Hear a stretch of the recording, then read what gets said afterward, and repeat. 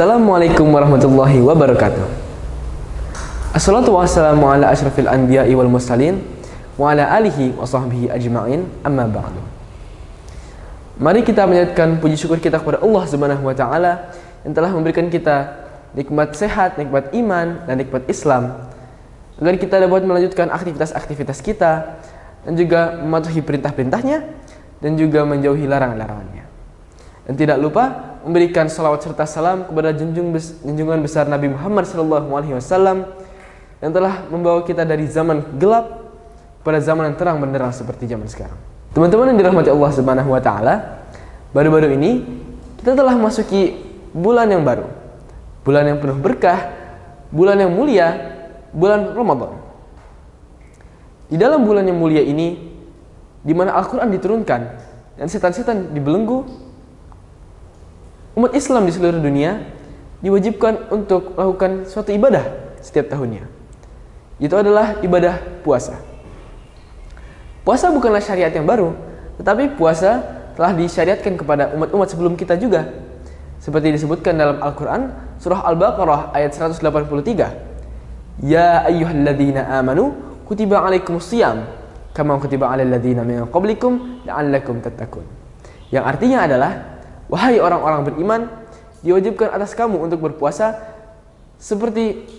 sebagaimana diwajibkan atas orang-orang sebelum kamu, agar kamu bertakwa. Nah, puasa ini memiliki banyak sekali manfaat, dari rohani maupun jasmani.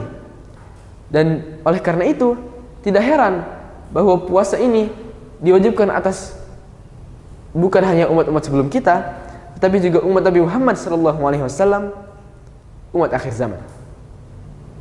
Nah, apa itu ibadah puasa? Ibadah puasa sendirinya itu cukup unik. Ibadah puasa berbeda dari jenis-jenis ibadah lainnya. Kenapa? Karena di dalam ibadah puasa, umat Islam diperintahkan untuk meninggalkan atau menahan diri dari melakukan sesuatu dan bukan melakukan atau berbuat sesuatu. Sifat ini dinamakan sifat takhalli. Nah, sifat takhalli ini menempatkan ibadah puasa menjadi suatu ibadah yang istimewa. Imam Al-Ghazali juga menyebutkan tentang hakikat ibadah puasa. Di dalam karyanya yang sangat terkenal, itu adalah Ihya Ulumuddin. Ia menyebutkan secara singkat tentang hakikat berpuasa seperti ini. Anna shauma kafun wa tarkun wa huwa fi nafsihi sirrun wa laysa fihi amalun yushahidu wa jami'u a'mali at-ta'ati bimashhadin minal khalqi wa amra'an was-shaumu la yarahu illallah azza wa jalla fa innahu amalun fil batin bisabri al-mujarrad. Yang artinya adalah puasa itu menahan diri dan meninggalkan dari larangan-larangan berpuasa. Puasa pada hakikatnya adalah sebuah rahasia. Tidak ada amalan apapun yang tampak padanya. Jika ibadah yang lainnya disaksikan dan dilihat oleh makhluk, puasa hanya disaksikan dan dilihat oleh Allah Subhanahu wa taala.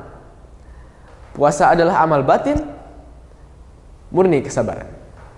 Dari penjelasan tersebut, kita bisa mengerti bahwa keutamaan dan inti dari ibadah berpuasa itu adalah kesabaran dengan ganjaran yang tiada tara.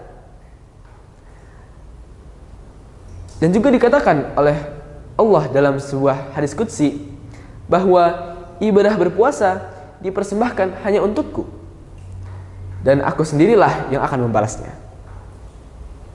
Bukan hanya itu, ibadah berpuasa juga mengambil 1/4 bagian dari iman. Kenapa? Karena dalam berbagai hadis disebutkan bahwa puasa adalah separuh dari kesabaran. Sedangkan di hadis lain disebutkan bahwa kesabaran itu merupakan separuh dari iman. Ibadah berpuasa mempunyai banyak sekali manfaat. Dan salah satunya adalah ibadah berpuasa menaklukkan para setan. Bagaimana caranya? Karena dalam ibadah berpuasa kita menurunkan keinginan-keinginan kita dan syahwat-syahwat kita menjadi yang menjadi pintu masuk bagi para setan. Dengan berpuasa, puasa seolah menjadi sebuah pintu ibadah atau tameng dan perisai bagi orang-orang yang berpuasa. Dan ini membuat orang berpuasa layak untuk diistimewakan oleh Allah Subhanahu wa taala dan diberikan ganjaran pahala dan ampunan yang tak terhitung. Dan dari sini ibadah puasa seolah menjadi tameng atau perisai dan juga pintu ibadah bagi orang-orang yang berpuasa. Dan ketika ibadah puasa menurunkan keinginan-keinginan syahwat kita dan juga menutupi jalan-jalan masuk para setan, maka tidak heran jika orang yang berpuasa layak untuk diistimewakan Allah Subhanahu wa taala dan diberikan pahala dan ampunan yang tak terhitung kuantitas maupun kualitasnya. Mudah-mudahan kita semua diberikan pahala dan juga ampunan oleh Allah Subhanahu wa taala di bulan yang penuh berkah ini. Lebih dan kurangnya mohon maaf. Wabillahi taufiq wal hidayah. Wassalamualaikum warahmatullahi wabarakatuh.